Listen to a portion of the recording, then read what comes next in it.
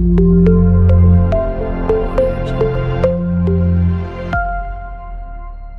morning, welcome to the lecture series of operating system. In today's class we try to discuss about the swapping. So the swapping is one of the important concept in memory management. So here we try to discuss what is the need of the swapping is. For example, we are assuming that the total physical memory space of the process can exceed the physical memory. So what is the total physical memory space of a process? What is the meaning of the total memory space of the processes is nothing but we are assuming that a process P1 requires the process space is the 100 MB, P2 requires the 200 MB, P3 requires the 500 MB. So total of these three is the 100 plus 200, 300 plus 500, 800. In that way, we are assuming that we want to run the processes P1 to P9 or the P1 to P9, that is the total 9 processes we want to execute.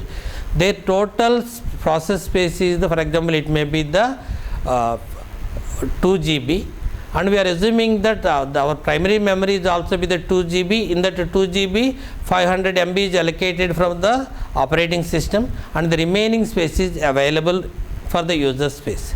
But we need to run the total 9 processes P1 to P9.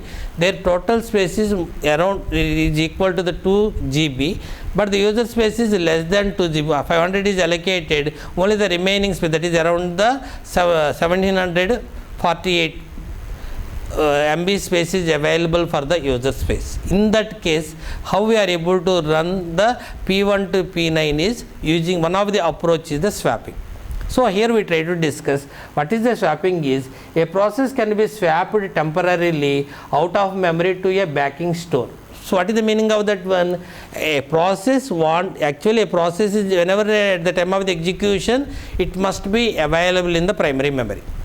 For example, we are assuming the total number of P1 to P9 is the size is the 2 GB, but the available space is the 1748 MB only. So using the existing processes, P1 to P8 is already loaded into the primary memory, but the P9 wanted to execute because the memory space is primary memory space is available is not sufficient to load the P9 process. In that case, one of the processes from P1 to P8 is moved from the primary memory to the backing store. What is the meaning of the backing store? It is a temporary storage space. Generally, we consider the backing storage, generally it is the secondary memory. So automatically the process is moved from primary memory to the secondary backing store. Then automatically the free space is generated. That space is allocated for the P9 to run the particular P9 process. So automatically a process can be swapped. What is the meaning of swapped? It may be moved temporarily out of memory to the backing store. So wherever the actually initial the process is available in the primary memory, but it is swapped from the memory to the backing store and then brought back into memory. That is, for example, in the P1 process is moved from the primary memory to the secondary memory. After some time, one of the process execution is completed, the free space is available from the backing store to the primary memory, the P1 is moved. Then those are considered as the brought back into memory for continued execution. That is, whenever we need to continue the execution, again the swapped process must be moved back to the primary memory. That one is considered as the swapping. So what is the swapping? A process is moved in the middle of the execution from primary memory to the backing store. Later it is again take back to the primary memory to continue its execution. Those operations are called as the swapping operation. What is the swap out? The process must be moved from the primary memory to the secondary memory. What is the swap in? The process is moved from the backing store to the primary memory is called as the swapping. So these are the two operations we are able to perform in the swapping operation. And what is the need of the swapping? For example, the entire user space is less than the total number of processes required space. Example is we want to run the processes P1 to P9. They require the 2 GB user space, 2 GB, but we are assuming that our system RAM size is 2 GB and 500 GB is allocated to the operating system. The remaining user space is the 1748 MB only. In that 1748 MB, it is not possible to load the P1 to P9 because their requirement is the 2 GB, that is nothing but 2048 MB is required, but the available space is the 1748 only. In that region, we are able to load some process P1 to P8 assumption. And the P9 is not loaded because the space is not available. And the operating system want to run the P9, that is, it must be loaded. How it is possible to load? It need to swap out one of the processes P1 to P8 from the primary memory to the backing store, that is the temporary storage space, and next to that free space is allocated to the P9, then the P9 is allowed to execute. After some time the free space is available, again the swapped out process is transferred to the primary memory to continue its operation. That is nothing but the swapping operation. So the need is clearly, it is clearly given, the statement is, if the total physical memory space of the processes can exceed the physical memory, that is nothing but what is the user space is available, not the total physical memory, because the entire physical memory, example is the RAM size is 2 GB, some memory is allocated for the operating system, that is a reserved one. The user process is not allowed to store in the what is the reserved space, only the user processes are allowed to store, the memory is allocated for the user space only. So automatically the total processor size is exceed the user space, then there is a need of the swapping is required. And next we try to discuss about the backing store. What is the need of the backing store? Which process we want to move from the primary memory that need to be stored into the backing store. Generally the backing store is nothing but the fast disk large enough to accommodate copies of all memory images of the user. That is nothing but it is possible to store if operating system requires, but all the user processes are able to store the data in it. So that is the capacity of the backing store. In addition to that one, it must be the fast disk. What is the meaning of the fast disk? It is possible to store and retrieve the data very fastly and must provide the direct access to these memory images. That is nothing but it is possible to directly to store the memory image as process images, and similarly directly it is possible to transfer from the backing store to the primary memory. So this is the brief description about the what is the swapping. That is nothing but based on the requirement, some of the processes need to be transferred from primary memory to the backing store. And what is the requirement? If we need to load a new process, but that size is free space is not available to store that much of size, then automatically one of the existing processes need to be transferred from the primary memory to the backing store to generate the free space that is allocated to the newly required process.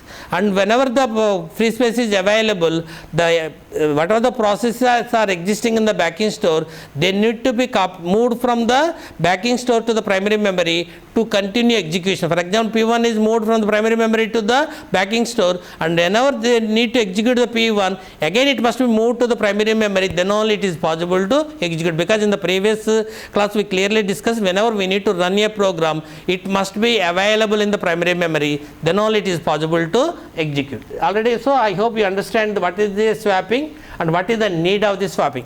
And here in the swapping operation, we are able to perform the two operations. One is the roll out and another one is the roll in. It is also be called as the swap out and swap in. Swapping variant used for priority based scheduling algorithm. So here they clearly explained that what is the one of the reason to use the swapping operation is we are using the priority based scheduling algorithm. And what is the priority based scheduling algorithm? Initially we are assuming that there are the two processes are existing in the ready queue, P1 and P2. P1 is the highest priority followed by the P2, and the process, so automatically the operating system load the P1 process followed by the P2 also. For example, in the middle of the execution of the P1 process, a P3 process is arrived and its priority is more. So automatically we need to allocate, the operating system need to allocate the processor to the P3. But the entire free space is available on the primary memory, that is not sufficient for the P3, because we are assuming that P1 is occupied the 1 GB space and P2 is occupied the 500 MB space. We are assuming that the total user space is the 700. In the previous example, total RAM size is 2 GB and operating system uses the 500 MB. The total user space is only the 1748 MB only. Assumption P1 occupies the 1 GB space and P2 occupies the 500 MB. So what is the user free space is available, user space? Only the 248 MB is available. But we are assuming that if the P3 is the highest priority process and its size is the 500 MB. So automatically using the 248 MB it is not possible to store the 500 MB process. So one of the process, either the P1 or the P2, must be moved from the primary memory to the backing store. Then the free space is generated. Then it is possible to load. For example, you are assuming that P3 size is the, for example, it may be the 900 MB. If you are moving the P2, there is no use, because once the P2 size is 500 MB, free space is available is the 248. Once we move the P2, the free space is generated is 748. So we are assuming that P3 process size is the 900 MB. Then it need to perform the swap out or the rollout of the P1 process, then only the P3 process is loaded into the primary memory. Or the P3 process is 500 MB, then the operating system decides either it moved out or the rollout or the swap out of the P1 or P2 based on the priority. For example, P2 is the least priority compared to the P1, then they prefer to swap out or the roll out of the P2, that is P2 is moved from primary memory to the backing store, that space is allocated to the P3. So that is nothing but they clearly explain that our scheduling algorithm is the priority based scheduling algorithm, and lower priority process is swapped out. When there is a need of the swapped out, if high priority process is want to execute, but the user space is not sufficient to allocate.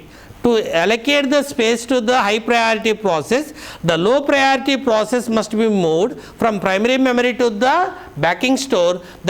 Then only the high priority process is allowed to load and it is possible to perform the execution. I hope you clearly understand what is the need of the swapping operation.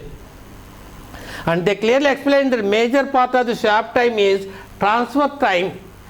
That is nothing but how much time it takes to transfer the particular process from primary memory to the secondary memory. That is nothing but the transfer time, and the total transfer time is directly proportional to the amount of memory swap, that is based on the process. For example, we need to swap the 500 MB process, we are assuming it takes the 5 seconds. If you want to transfer the 1 GB, automatically it takes the 10 seconds step. So automatically based on the process we need to swap it out, that is based on the size of the process we need to swap it out. Automatically the time taken to transfer the process from primary memory to the backing store or backing store to the primary memory is simply varies. And the system maintains a ready queue of ready to run processes which have the memory images on the disk. So automatically it simply maintains the whatever the processes are swapped out, all that information is also the operating system is maintained. Why there is a need of the maintenance? Once the free space is available, if the operating system maintains the information, then only it is possible to reload into the primary memory to continue its execution. And next one is, one more important one is, does the swapped out process need to swap back into the same physical addresses? It is not compulsorily required. The reason is, for example, initially we are assuming that P1 and P2 are in the primary memory and P3 is required. P3 is the high priority process, and we are assuming that the P2 is the least priority process, it is swapped out, and that memory is allocated to P3. If you want to allocate the same memory, the P2 process need to wait until the completion of the P3 process. For example, in the middle, after some time, P1 process completed its execution and released the memory, and the P1 process is occupied the 1 GB, but that is more than enough for the P2 process. So if that constraint is not existing, then P2 is allowed to load the whatever the memory is occupied by the P1. If we need to allocate the same memory, it need to wait. For that reason, most of the operating systems, this constraint is not maintained. That is nothing but once the process is swapped out, that is the memory, primary memory is released and it is moved to the backing store, need not to allocate the same memory. It is possible wherever the free space is available, that is sufficient to the swapped out process. It is possible to move back, because every time we need to move back to the primary memory, the relocation register holds where the starting address of the particular memory is allocated to the particular process. Based on the relocation register value, it is very easy to calculate the physical address. For that reason, this constraint is not maintained in the operating systems. No need to move back to the same memory once it need to swap in or the roll in operation. And next one is the depends on the address binding methods is, here we are able to pending IO to form the process memory space. And next one is, here modified versions of the swapping are found on the many operating systems. Unix, Linux and Windows operating systems are also using the swapping operation. So generally these operating systems are, swapping is normally disabled. Why the swapping is normally disabled? Generally nowadays most of the computers, it is having the 4 GB or the 2 GB or the 8 GB RAM. Then the user space is, more space is available, and whatever the processes he need to run, that space is less than the available user space. For that reason, swapping normally disabled. And when the swapping is enabled, it is only enabled if more than the threshold amount of memory allocated. That is nothing but, for example, already the memory more than 90% memory is allocated. Then there is a possibility of the swapping. Already 90% memory is allocated. If a new process arrives, then it is not possible to. Nowadays, most of the operating systems, modified versions of swapping are found. Example is the Unix, Linux and Windows operating systems. Generally the swapping normally disabled.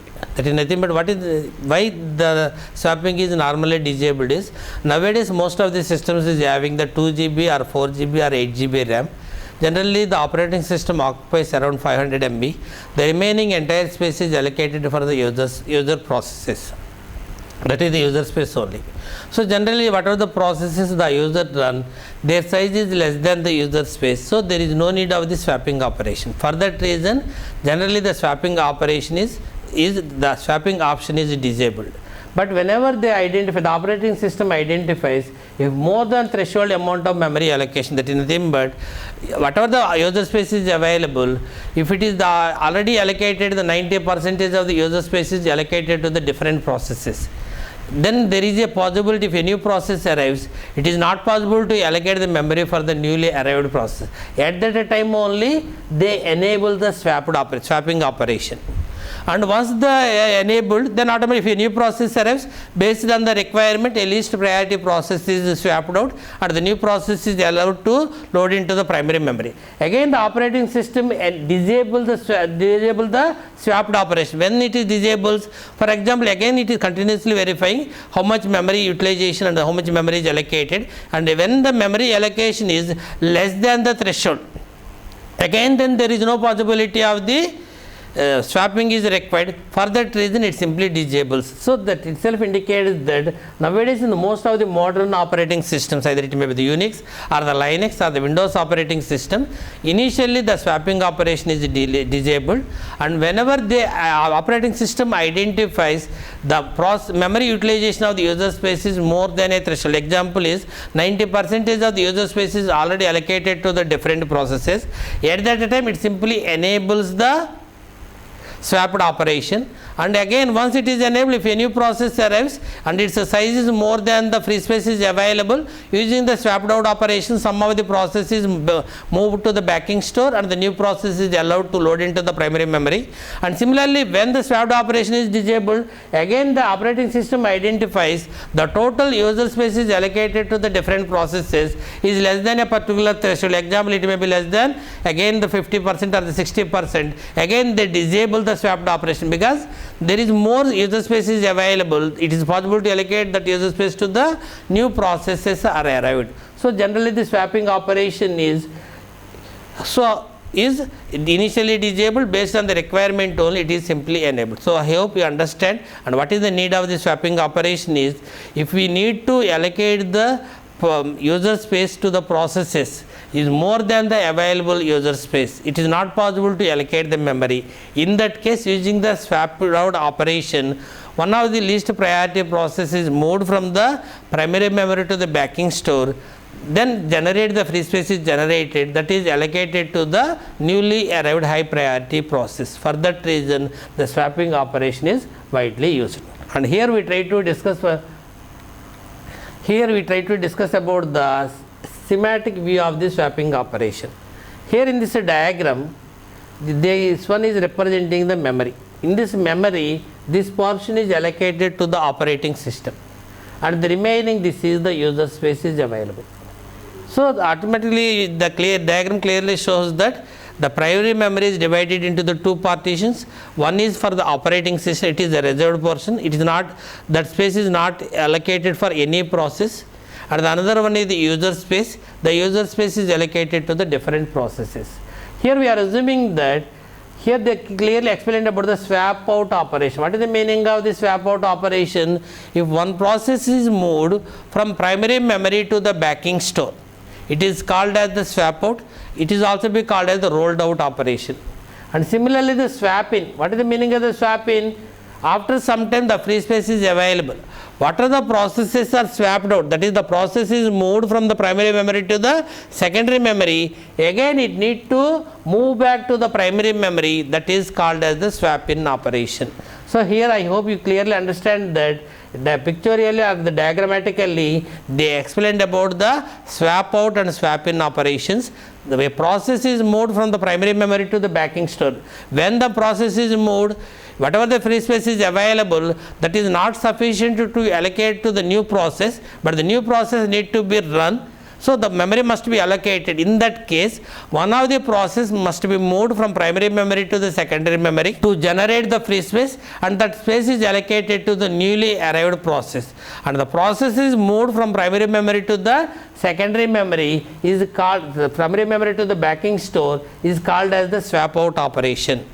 And after some time the free space is available, whatever the processes are swapped out, they move back to the primary memory. It is called as the swap in operation. I hope you clearly understand the diagram. Next one is, we try to discuss about the context switch time including the swapping. And what is the meaning of the context switching? Context switching is nothing but, already a processor is executing one process P1. In the middle of the execution, the processor needed to be allocated to the another process P2. Exemption is, we are assuming that the total user space is existing is the 1748 MB. And we are assuming that one process size is the 1.5, or the 1500 MB. A process size is the 1500 MB. Its name is P1. So initially the user space is the 1748 MB, and the P1 process size is the 1500 MB. The total process is loaded into the primary memory and it is executing. And we are assuming that P2 is the high priority process compared to the P1, and its size is also be the 1000 MB, and it want to execute. And we are assuming that the scheduling algorithm used by the operating system is the priority scheduling algorithm, preemptive priority scheduling algorithm. For that reason, compared to the currently executing process, the newly arrived process priority is more. Then automatically, what is the preemptive priority scheduling algorithm? Whatever the information is existing in the P1 process, what is the information? That is nothing but the stack pointer, instruction register, program counter, and what are the files are opened, and what is the intermediate results of each and every variables. All that information is stored into the P1 process related PCB. And next, what is the need of the PCB? What is the need to store the information in the PCB? After some time, again the processor is allocated to P1. It need to continue its execution, no need to start from the beginning. For that reason, P1 process related entire information, program counter, what is the next instruction to be executed. Similarly, the stack pointer value, accumulator value, and different general purpose registers values, all that information and the intermediate results. And similarly, what are the files are opened, and each and every file also what is the file pointer value, all that information need to be stored into the P1 PCB. Then only it is possible to continue its operation. For that reason, it need to store that information in the P1 PCB, and it need to load the P2 process related information, that is the context switch. But actually the entire space is available in the primary memory is the 1748 MB, and already in that 1748 MB P1 is occupied the 1500 MB. What is the remaining free space is available? 248. It is possible to allocate the 248 for the 1000 MB process of P2? It is not possible to allocate because P2 requires the 1000 MB, but the available space is the 248 MB only. For that reason, there is a need of the swapping is required. That is, whenever the processor needed to allocate from P1 process to the P2 process, in addition to storing the P1 process related information in the P1 PCB, we need to, so here we are assuming that P1 is a process and its size is the 1500 MB and P2 process is the 1000 MB. Already the processor is executing the P1 process and the P2 is the highest priority process and it is arrived into the ready queue. So we are assuming that our scheduling algorithm is the preemptive priority scheduling algorithm. So based on the preemptive priority scheduling algorithm, processor needed to be allocated to the P2 process. So automatically the processor stores the P1 related information in the P1 PCB. Once it is stored into the P1 PCB, generally the processor is allocated to P2. And once we want to allocate, the operating system want to allocate the processor to P2, it must be loaded into the primary memory. But the total space is 1748 MB user space. In that one 1500 MB is already occupied by P1. The remaining space is available is the 248 MB. That 248 MB is not sufficient to allocate it to the P2 process. For that reason, the P1 process must be moved from the primary memory to the backing store. Then the free space is available. In that space, P2 is loaded and the processor is allocated to the P2 process. For that reason, the context switch time is also including the swapping. I hope you clearly understand what is a context switch. The processor is allocated from P1 to P2 because P2 is the highest priority process and it want to execute. Our scheduling algorithm is the preemptive priority scheduling algorithm. It simply suspends the currently executing process P1 and processor needed to allocate to P2. And whenever the processor need to allocate to the P2 process, it must be moved into the primary memory. For that reason, automatically the swapping is also be the part of the context switch time. I hope you clearly understand the context switch time including the swapping. So here they clearly explained if next two processes to be put on CPU is not in memory, need to swap out a process and swap in target process. That is, for example, in this example, processor need to allocate to the P2. P2 is not in the primary memory. Then automatically one of the process P1 is swapped out. That is, it is moved from the primary memory to the backing store. And next one is P2 is moved to the primary memory. Then only it is possible to allocate. So the context switch time can be the automatically context switch time can be very high because generally the context switch time is nothing but currently executing process related information is stored in PCB and new process related information is moved from the copied from the PCB to the processor. But due to the insufficient primary memory user space, the swapping is also be added in the part of the context switch. For that reason, the context switch time is increases. And next here they give one of the example is given in our textbook. We are assuming that 100 MB process swapping to hard disk with transfer rate of 50 MB per second. We are assuming that at max you need to transfer the 100 MB process and generally transfer rate is the 15 MB per second. So automatically what is the time it takes to transfer the 100 MB process? 2 seconds. That is nothing but the 2000 milliseconds. So here the time is represented. They give the 100 MB, 50 MB per second and we take the 100 MB, it takes the 2 seconds. That is nothing but the 2000 seconds to perform the swap out operation.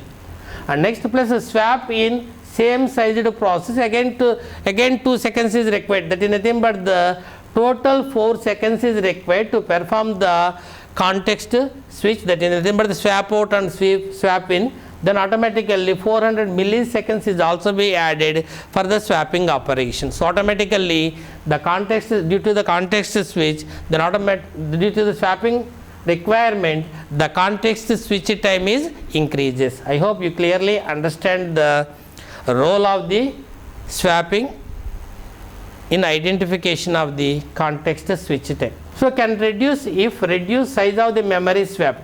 So for example, we are assuming that we have the total user space is the 1748 MB, and P1 processor size, assumption is P1 process size is the 1000 MB, and P2 process size is the 500 MB, and the free space available is the 248 is the available free space, 248 MB is the available free space. And we want to execute a P3 process, it is a high priority process, its size is the 570 MB. So the total available free space is the 248. It is not sufficient to allocate to the P3 because it requires the 570 MB. For that reason, we need to apply the swap out operation for the P1 or P2. Which one is the preferable one? For example, P1 and P2 are the same priority processes, and based on the priority we are unable to distinguish. So automatically based on the context switch time and based on the swap time, it is better to go for the P2 process because we are assuming that to transfer the data for every 50 MB it takes the 1 second, then automatically 500 MB requires the 10 seconds, or if you choose this P1 process, it requires the 20 seconds to transfer from primary memory to the secondary memory, that is the backing store, and later again they need to execute, again it need to be moved from the backing store to the primary memory. For that reason, which one is the preferable one? P2 is the preferable one, the same is given. Here they simply given that can reduce if you reduce the size of memory swapped. So in this case, instead of swapping the 1000 MB process, if you choose the 500 MB process, automatically the swap time is possible to reduce. And generally the system calls used in operating system for the memory management is the request memory for the allocation of the memory to the particular process, and similarly the release memory to release the memory from the particular process. So the operating system most widely used functions for the memory allocation and release is, one is the request memory to allocate the memory to the particular process, and similarly the release memory is the widely used one to release the memory for the particular process. And next one is other constraints as well as the swapping is the pending IO, and the next one is the standard swapping not used in the modern operating systems, but modified version is common. Swap only when free memory extremely low. So where the free memory is extremely low, then only the in the previous slides itself we discussed the Linux, Windows and the Ubuntu operating systems, the free memory is very low, that is already 90% of user space is already occupied. At that time only the swapping operation is enabled, the remaining time the swapping is simply perform the disabled operations. So in today's class we discussed about the swapping operation. I hope you clearly understand the need of the swapping is if the total user space is available is lesser than the total processes we want to execute. In that case there is a need of the swapping operation, and based on the size of the memory process we need to swap it out, automatically the context switch time is also increases. So I hope you clearly understand the swapping operation. Thank you.